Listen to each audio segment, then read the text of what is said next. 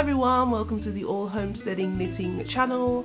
My name is Natalie, and as usual it is the end of the month, so I thought I would jump on and give you a quick update on what I've been knitting on. I've also tacked a little bit of garden update at the end of this video, so stick around and watch all the way through if you're interested in that. So let's get started.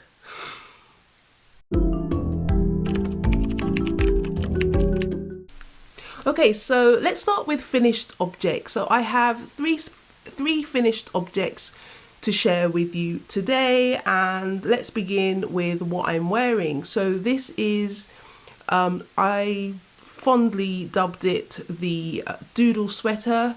The numbers are based on the No Frills sweater pattern by Petite Knit.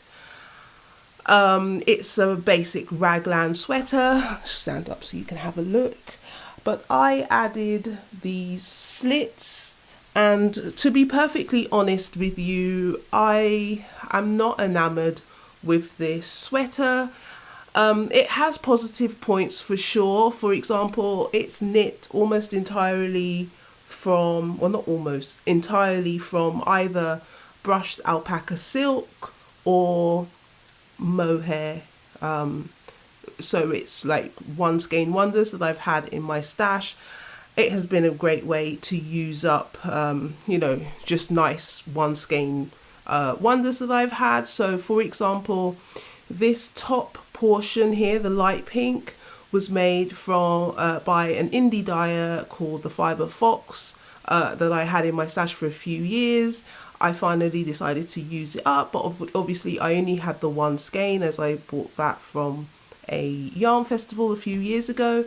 But it happened to be a great match with some brushed alpaca silk that I had. Two colours held double. Let's see if I have that here that I can show.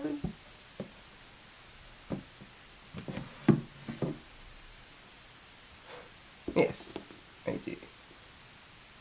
This is my one skein wonder box. But okay, so here we go. So these are the two drops colours that I used held together to knit the rest of the sweater. As it's by drops, it's super affordable. I did have to buy a few more skeins, like maybe 4 more skeins to finish the rest of the sweater, but it's a great match. The rest, so the pink, the dark pink, is by Knitting for Olive, and that's a silk mohair in the colour Pink Daisy. So that's those two colour blocks here. And the green is a souvenir yarn. When I visited Sweden, I went to Varberg and I bought the neon green. Well, I didn't buy it. Well, I did buy it, but I bought a Lucky Dip bag with some unseen random skeins inside, and the neon green was one of them. That's a brushed alpaca silk. It didn't actually have a label, so I have no idea what the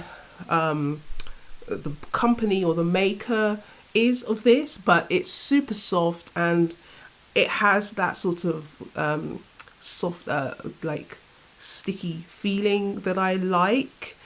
So that's how I tell the difference between mohair. Because mohair to me feels a little bit more wiry, whereas alpaca is a lot more buttery and like oily in a way, right? So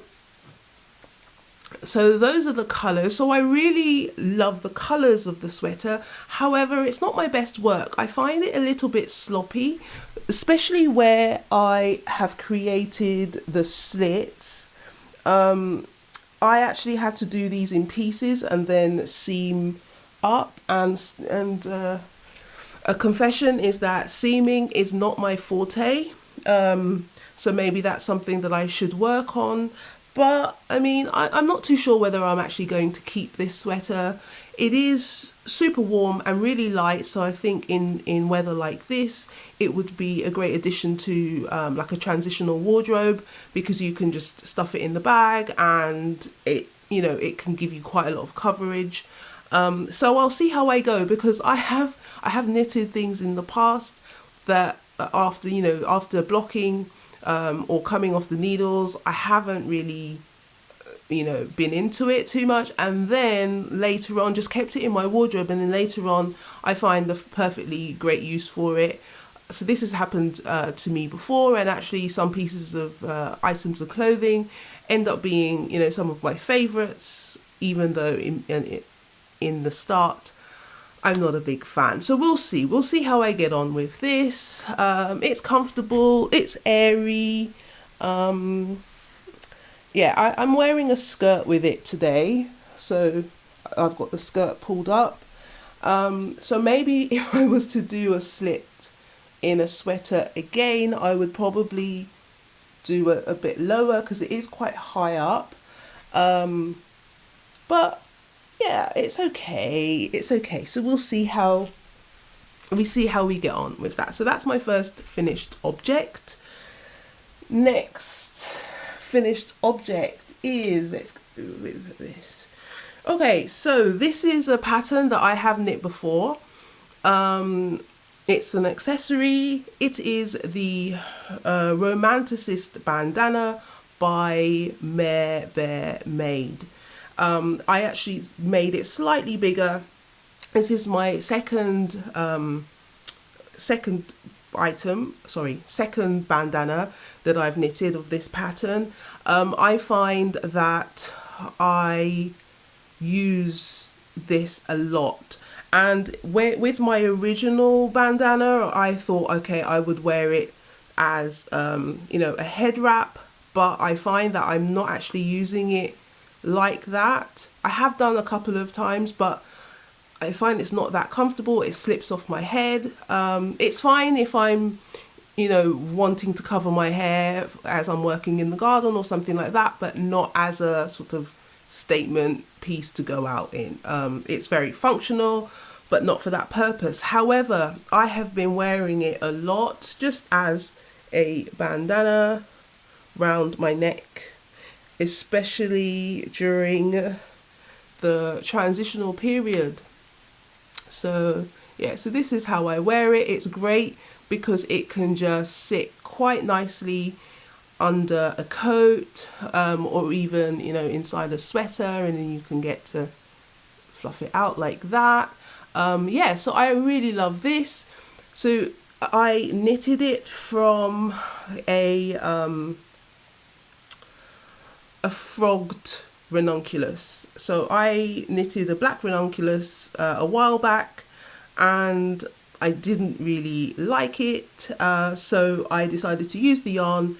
So I used my trusted woolly knit cone, held double, and also held with some black silk mohair that I had in stash. So yeah, so I ended up knitting this though using a single skein of woolly knit cone held together with the mohair. So that is my second finished object. I really love these bandanas. I just find that, oh, I've been showing you the wrong way around. It doesn't matter.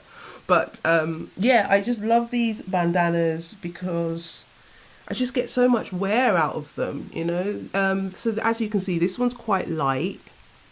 And I think actually it would make quite a nice top using this stitch pattern and this yarn combination. But anyway, yeah, second finished object.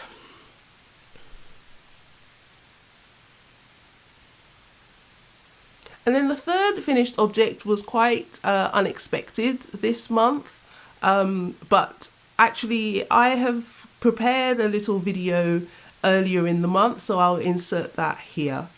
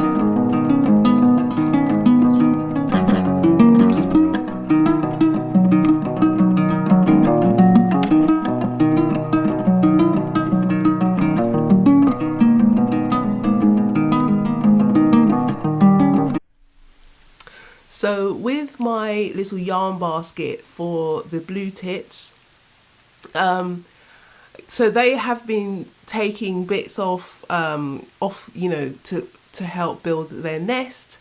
Then I think their nest is in some conifers that are in my neighbour's garden. So they have been backwards and forwards quite a bit. I think their nest is built now. I will leave it up for the blackbirds, because I think the blackbirds and the pigeons usually create their nests a bit later in the season. So it's a, you know, if you take what you need kind of situation. So if I find any more updates, any more footage, I will be sure to update you all on the progression of the yarn basket, and how it's being used, and if at all it's being used. Okay, so let's get started on some whips, shall we? So I have 4 whips currently. No, that's not right. I have five whips. So, and the thing is, the reason why my comfort point for whips is around 3, no, maximum 4. So at the moment I am pushing it, but most of these projects are completely different with regards to stitch pattern. So I am finding that you know, depending on my mood, I'm not being monogamous at all, because I pick up the whip to suit my mood, and that's just fine.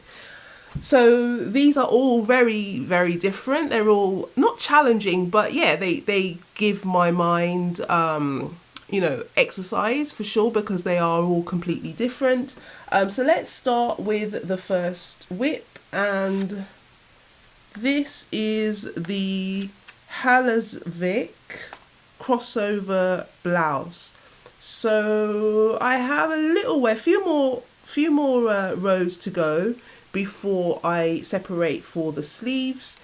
It's a little bit arduous to show, but here we go.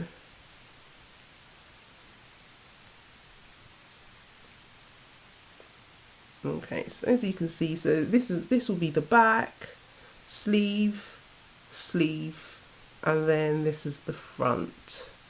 So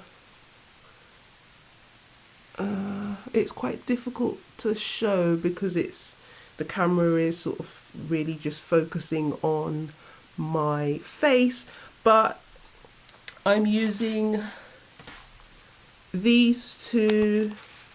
So this is Arwetta by Filcolana, which is a combination of 80% wool and 20% nylon.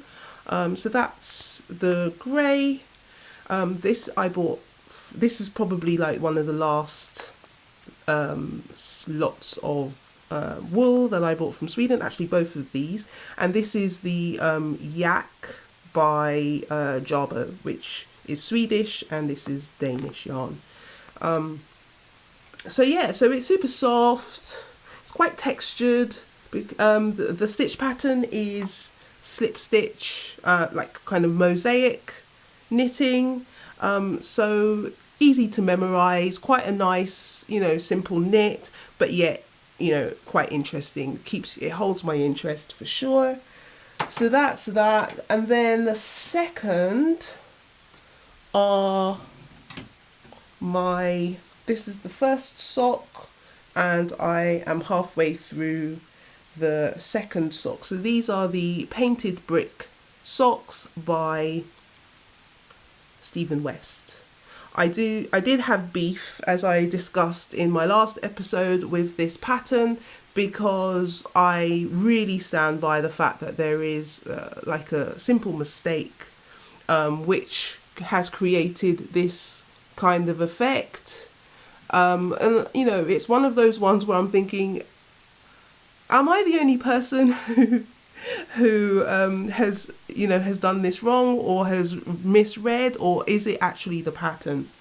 So as I explained in my last episode with a little handy diagram, but this is how the sock should look, not like this with the line here, because obviously if you look at any brick wall, you do have this sort of, you know, brick-like pattern where you have, this would be the grout, and then you have the bricks like that. But yeah, so there is a sort of mistake in the pattern instructions that make you do it like this. But anyway, now that I know, hopefully if I actually come to make this pattern again, I will remember, hopefully, not to follow the pattern, but to do it staggered like I have done here. It's a bit annoying really, but especially with a paid for pattern, and yeah, and the pictures on the sample doesn't show the mistake, so obviously it's not meant to be like that. But what are you gonna do? Yeah, anyway, with patterns actually, I do get a bit pissed off when you invest in in a written knitting pattern, and obviously there is that thing where you have to get used to a designer's pattern writing style. That's absolutely fine.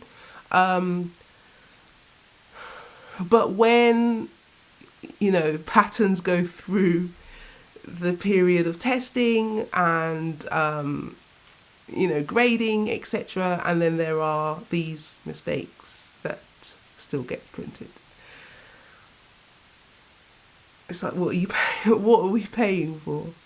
But anyway, it is what it is. So that's that. It's still a lovely pattern. Obviously, if it wasn't, I wouldn't make it again.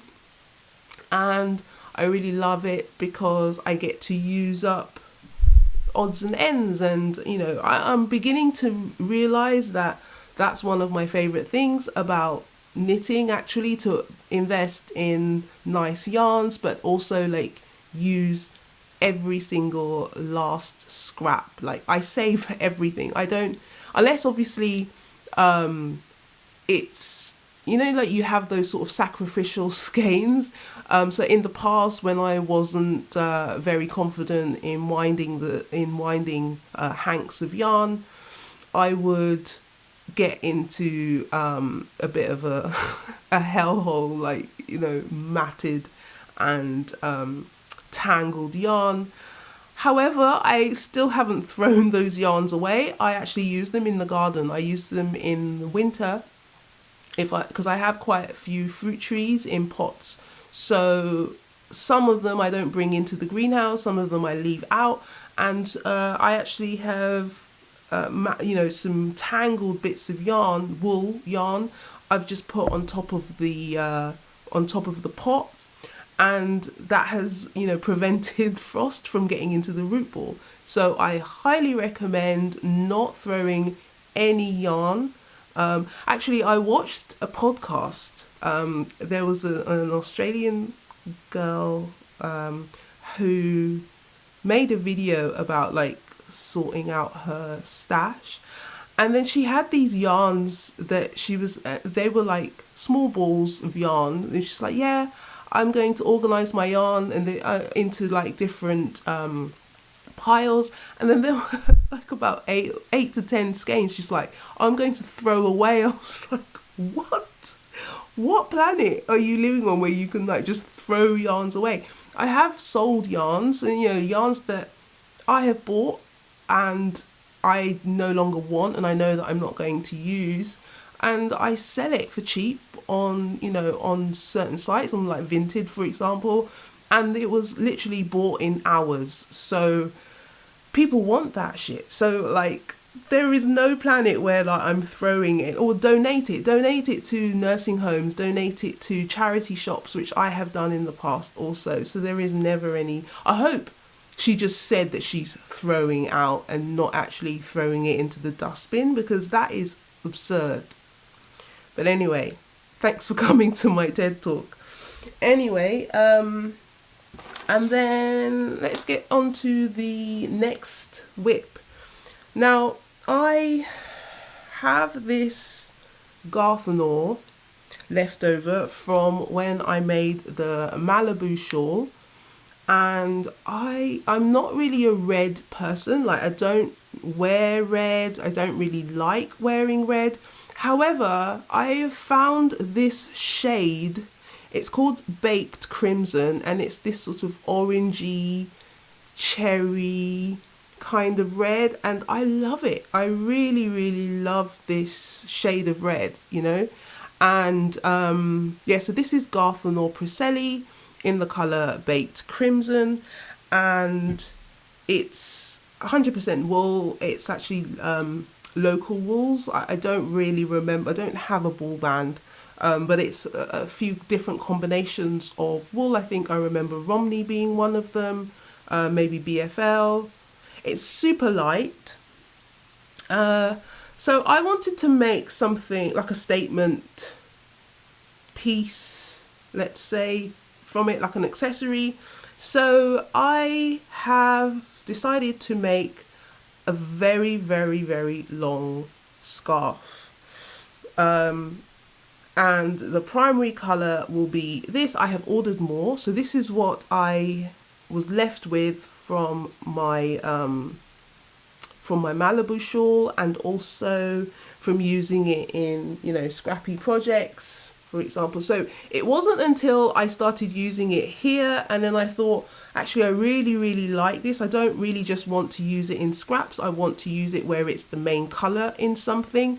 So I have this idea of making a super long, light scarf because, yeah, I'm finding that I'm wearing all of my scarves like all the time.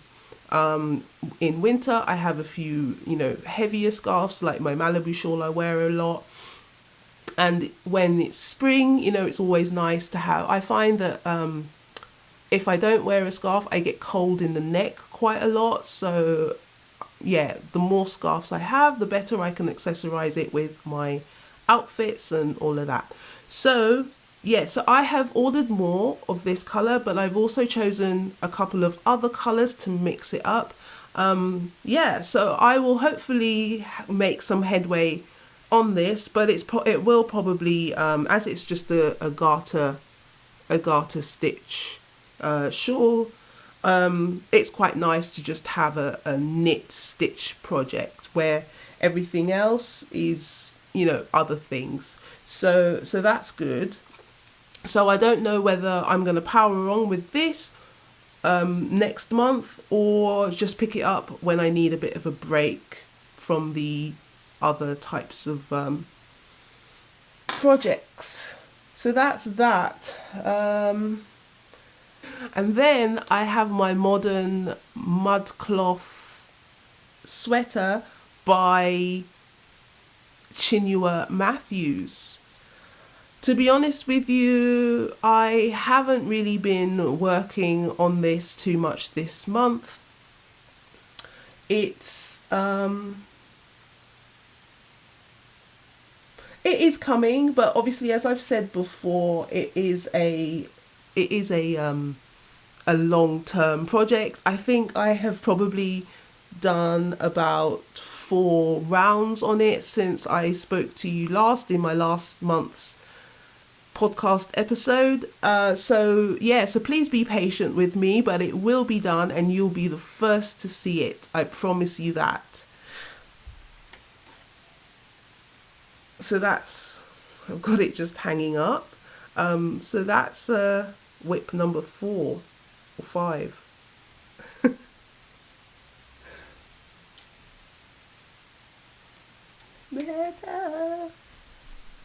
Okay, my last whip is still my Anchors sweater by Petite Knit. So this is for my husband and I have made some progress on the body, but because men's sweaters, the body just takes forever, and like mine take quite a long time because I don't like cropped sweaters, and I kind of feel like I have a long body, so it tends to take me a long time. But obviously he wants his sweater to be where he wants it, so yeah, so this is taking me extra long, but he's fine with that. So yeah, so that's his whip. This yarn is the cotton merino by Drops. Yeah, so we are just, steadily. I am about to, maybe I would say like 10 centimeters before I start on the ribbed hem. But yeah, so that's my last whip.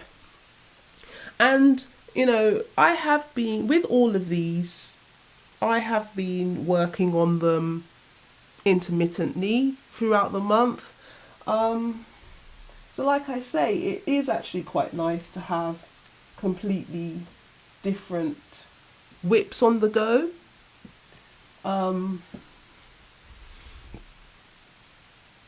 Yeah, that's why we do this, right?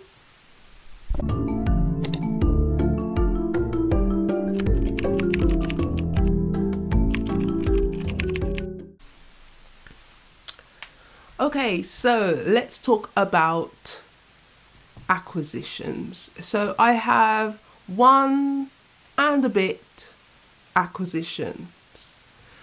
So yeah, I have actually showed this in a previous episode, but it wasn't a knitting podcast episode. It was like one of my little vlogs, abstract vlogs. But this is my acquisition. So this was thrifted from a local charity shop. I have no idea what it is. Yeah, I don't know what the fibre content is. As I've said before, it seems like it's single ply with a bit of a crimp to it, and it's fluffy. There is a huge halo on it. So I think holding it double or even triple to get maybe even like a fingering weight or a DK would be great, or holding it with a darker color, or any color to just water down the color and get that halo would be quite a pretty idea as well. So as I said, this was over 2 kilos. I measured it in the last episode, not measured, I weighed it in the last episode. And yeah, I should actually have swatched to show how it knits up. I haven't done that, but that's something that I definitely will do in the future. And I actually had to, before I took it up here and added it to my stash, I took the precautions of freezing the yarn for about 2 weeks. So what I did was put it in the deep freezer in the garage for about 5 days, took it out for 24 hours, let it get to room temperature, and then I put it back. Apparently you're meant to take it out, to do sort of 2 batches of freezing, so that any eggs that would have come to the surface after it's come up to temperature, you would be sure to kill them in the second freezing, just to, it's better to be safe than sorry with these things. So I don't really know. I don't have any plans for it, but as I like to use fluffy yarns sometimes, I don't think I will have any issue with using this. And also thinking about it, I could use it in socks. What I would love to do is batch knit some socks and just add them to my website and sell them for some extra cash. But I don't I don't really particularly enjoy knitting socks. So and also once I've knitted socks, I actually want them for myself. So unless they're knitted specifically for someone, I don't know whether I could just knit up a load of socks, considering I don't enjoy the process, keep them, in stash, or keep them away from my own feet, and not be tempted to wear them or not be tempted to gift them. So that might be a tall order for me. But yeah, so now that I've got this yarn, the possibilities are endless. So yes, this is my huge, what's the word? Huge acquisition for a very, very cheap price. I don't know if I said this was £4.50, which I just think is ludicrous. So I don't actually go to that charity shop very often, for this reason. I can't be dealing with these huge cones.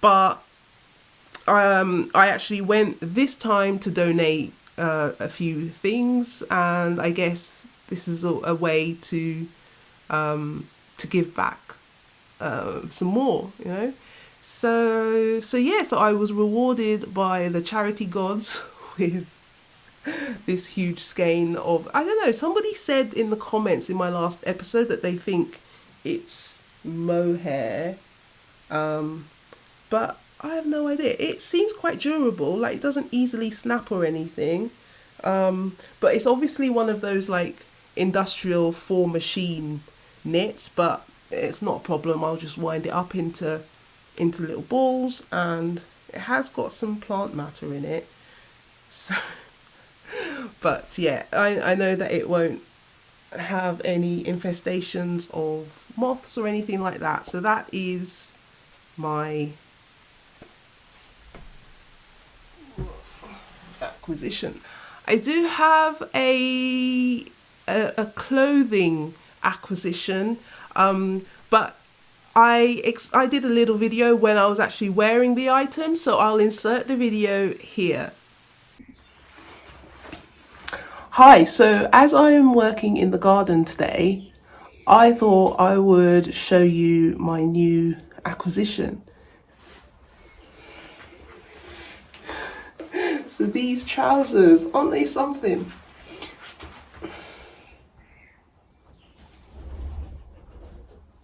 So these were bought for me by my husband, and he bought himself 2 other pairs because he loves them so much. But yeah, we are really enjoying these. They are super comfortable, and has actually made me think that I should perhaps buy a sewing machine and learn how to use it to make these kinds of patchwork trousers, because I actually love them. And I think it would be a great way to use up scraps of, shirts and stuff like that. Just make use of everything you have. So maybe in the future I will buy myself a sewing machine and learn how to sew to make these kinds of funky trews.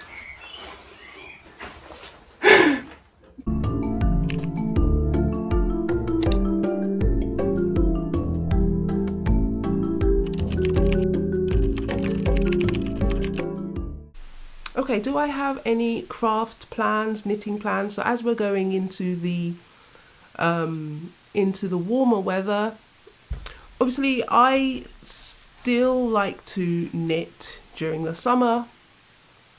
So I don't have any plans beyond finishing what I already have on my needles.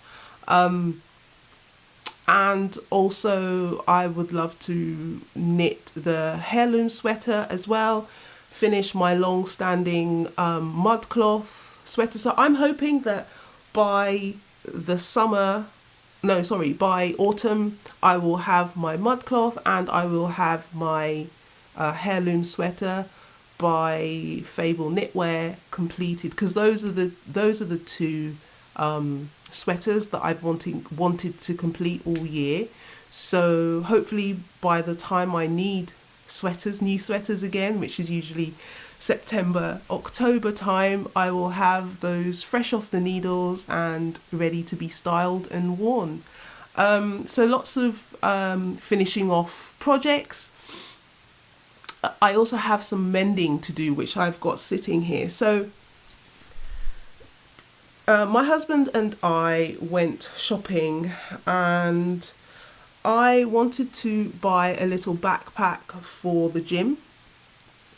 And like a few weeks ago, I saw these backpacks hung up in the shop, and they had all of them, well, most of them had holes here where they have just been hung up like this for ages. And I really liked the backpack. So the fact that they were hanging up with, with flaws on them sort of put me off. So I was like, okay. And they were listed for £25. And I was like, I'm not going to spend money on that when it's broken. And then a few weeks later, we went back to the store, and the store we bought the trousers from. When you see something and you don't buy it immediately when you see it, but you start thinking about it, thinking, okay, should have bought that. So I didn't see it on the shop floor, so I asked them if they had these bags in stock still, so I can have a look to see if there wasn't one that was broken. And they were like, yeah, they were back of the store in like a discount box. I was like, okay, sounds good. I like a discount. And they were in the back of the store, and they were all broken, like ripped, not broken. They were all ripped, but they were reduced to £10, I think. And I had a look and examined the damage, and it hadn't actually gone through to the lining. It was literally just a superficial tear where the tension of being hung up. So I thought, okay, that is going to be nothing to mend. It won't even take me 5 minutes to mend it. So I bought it, and so I need to mend it. And then it's a bit crumpled because I did wash it, because the store that I bought this from, it's like a hippie store, and they're always burning loads of incense in there, and it just, everything that you buy from there like reeks of it. And I've got nothing against incense, but when it's new, I think I can even still smell it even though it's been washed. But anyway, this is one of the items that I need to mend. Secondly, I have this, well, it's not mine, but it's my husband's sweater. So this needs to be mended, which I should actually teach him to mend, because I spend quite a lot of time mending his sweaters under the arms. I don't know what, he must like walk like this. Like, why is under the arms always ripped? So anyway, so those are the things that are sort of waiting for my attention. But yeah, so all that to say with this is that sometimes it is actually worth, because we have this skill, we can mend, we can knit, and do other crafty bits. So I think we can sometimes look for discounts, or if we can do the repairs, sometimes we can pay a bit less for items that are perfectly fine, but might just need a bit of our attention from the outset. So that could be a good mentality to have when out shopping. And then that means that things are made and they don't go to waste, and we get to enjoy something new. Okay, so I do have some garden updates, because I finally managed to pull my finger out and get some things into the ground. So I hope you will enjoy having a look to see what I've planted this season. So please let me know in the comments if you will be planting anything this season, or mending, what you'll be mending this season.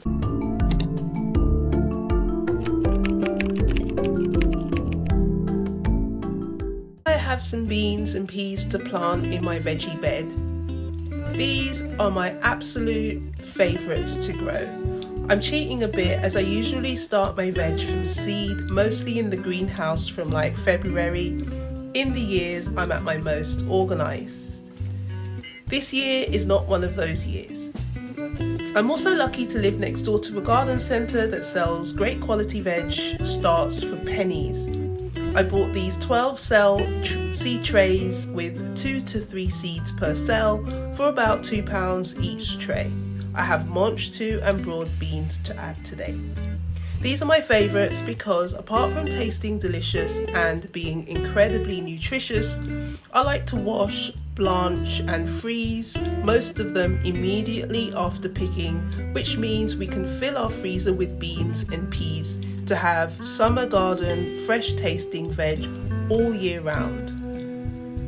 This is the veg bed I'll be working with. This is last year's bed.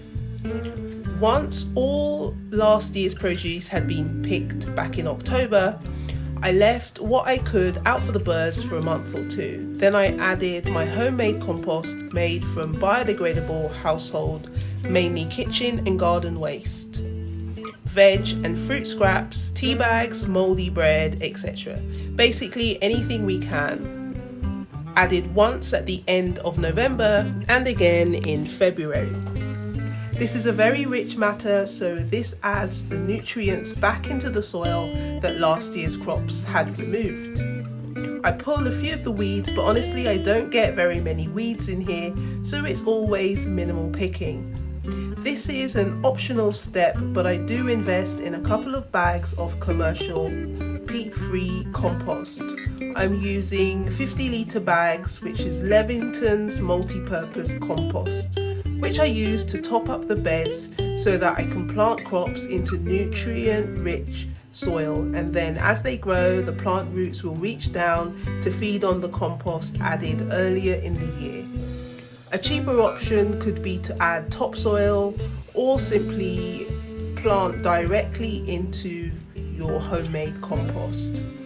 As you can see here in the corner, I'm leaving some of the marigold that have self-seeded that I had in there in the corner last year. This is a 6 foot by 4 foot raised bed, and I like to divide the bed into 24 individual plots, which means things stay nice and organised. I can plant a lot more variety of veg, take advantage of companion planting, succession planting. It also means I can send my husband out to pick food and he can be directed exactly where to go. All that good stuff. Like I said, I feel so behind compared to how I planned my garden out in advance in previous years, so I don't have much of a plan on what I want to plant in here, but I've got round to starting a few things in the greenhouse, so I'm sure you'll get to see progress later on in the year. Here I am just pulling apart some of these plug plants. You can tell the health of any plants by the look of the roots. These are white and sinewy, which is good. Sometimes garden centres plant multiple seeds per plug, so you can always improve your yields by separating the plugs to plant multiple plants of the same crop in different locations. This is a way to protect against pests or disease damaging a whole crop. I add support in the form of bamboo sticks, water well, and I'm done.